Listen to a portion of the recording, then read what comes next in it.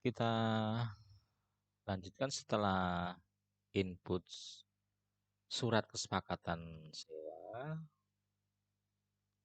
Langkah berikutnya adalah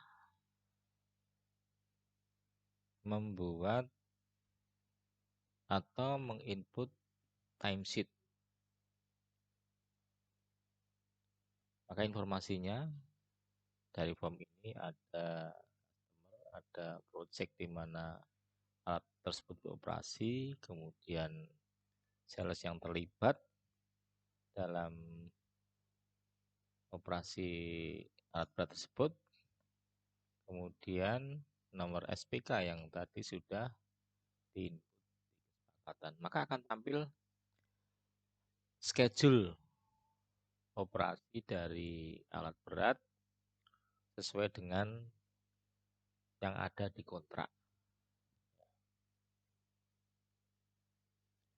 Informasinya untuk detailnya seperti yang ada di layar, ada kode alat, kemudian ada satuan beroperasinya alat tersebut, umumnya dalam bentuk jam, kemudian jam minimal yang sudah disepakati di dalam kontrak, jam real yang nanti harus diinput berdasarkan dari laporan timesheet yang ada di lapangan, kemudian harga yang sudah disepakati,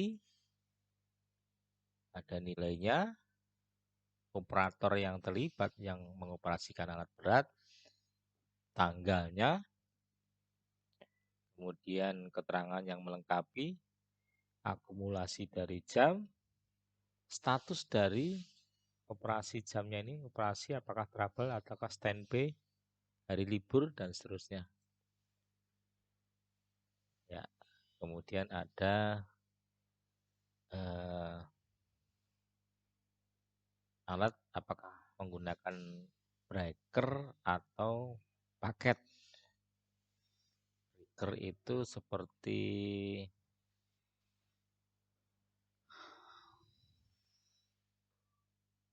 alat untuk memecah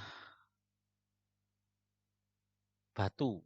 Ya, bentuknya seperti besi tumpul yang itu digerakkan menggunakan piston yang ada di ujung dari alat berat, khususnya ekskavator. Ya, ekskavator. Ada ini adalah form yang digunakan untuk mencatat timesheet selama alat berat tersebut beroperasi. Dari timesheet kemudian dibuatlah faktur untuk penagihan. Maka informasinya ada customer, ada project, sales, dan nomor SPK. Maka dia akan muncul historinya sesuai dengan transaksi yang ada di timesheet. Setelah itu, pada saat sudah disepakati dengan pihak customer untuk sewa alat, tentunya alat tersebut harus segera dikirim ke proyek. Formnya seperti yang di layar, ada customer, project, sales, nomor SPK, dari mana tujuannya kemana, berangkat jam berapa, tiba di lokasi jam berapa. Nah, di dalam pengiriman ini ada beberapa informasi yang mesti harus dicatat. Penggunaan spare part atau mungkin BBM selama perjalanan pengiriman alat, kemudian person yang terlibat di dalamnya, termasuk kendaraan yang membawa trailernya itu, kemudian biaya-biaya yang lain, biaya overhead yang mungkin menyertainya. Jadi ada biaya BBM, ada kelompok uang makan, ada lain-lain, ada langsir, ada harian, ada jas yang umumnya terjadi di rental. Setelah selesai alat beroperasi, kemudian akan dikembalikan. Nah, untuk menginput transaksi pengembalian, form yang disediakan seperti yang di layar, ada informasi customer, project, surat jalan, nomor pengiriman dari pengiriman sewa yang tadi input, tanggal transaksi.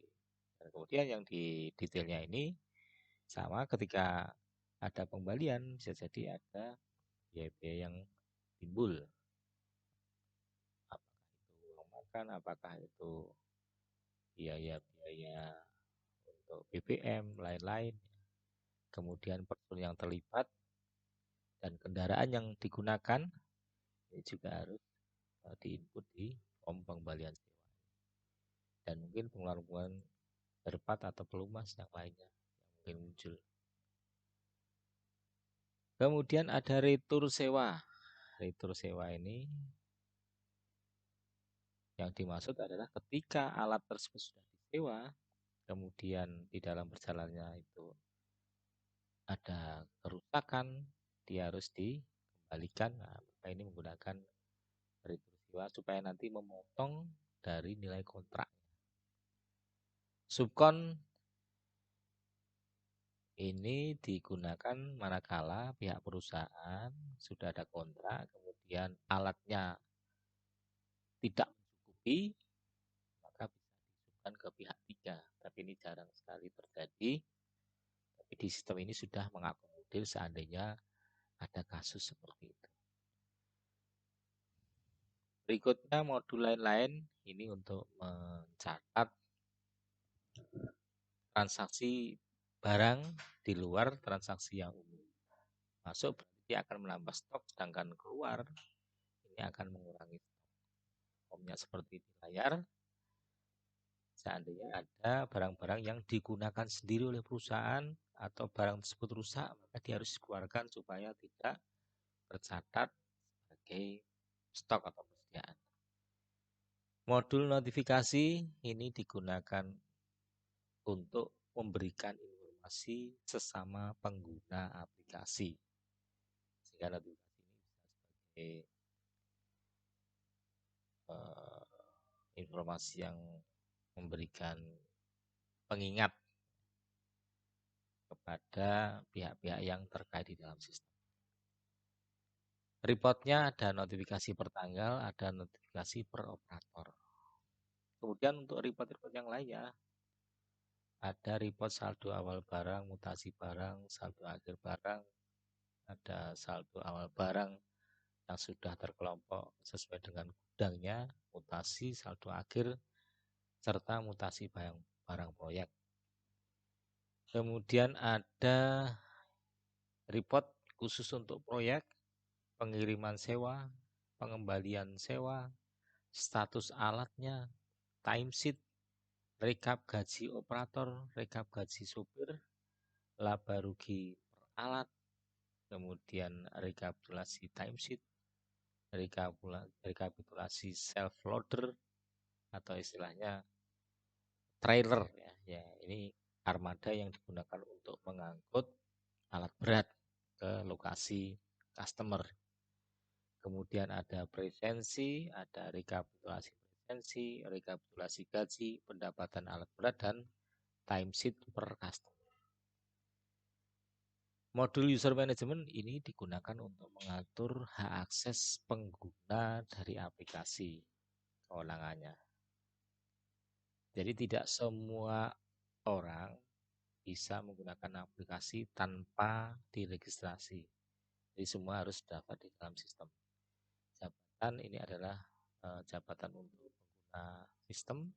User log ini akan menampilkan semua kegiatan yang dilakukan oleh sistem. Apakah itu input data, menghapus data, edit data, semua tercatat. Karyawan ini adalah master, semua karyawan yang terlibat dalam proses pengoperasian alat berat. Kemudian ada master gaji pokok sesuai dengan masa kerja.